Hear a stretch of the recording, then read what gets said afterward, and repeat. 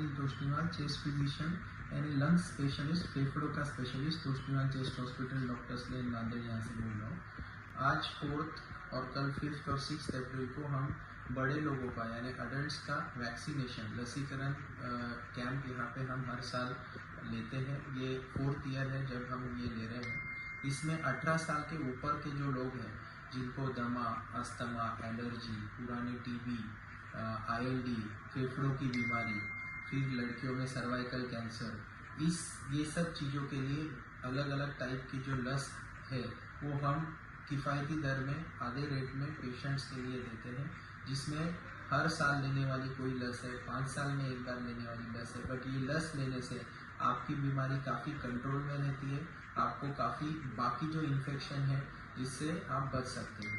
छोटे बच्चों में लस देते हैं वैसे ही ये अडल्ट लस है जो सब ये अलग अलग टाइप की जो बीमारी है उसमें काम करते हैं।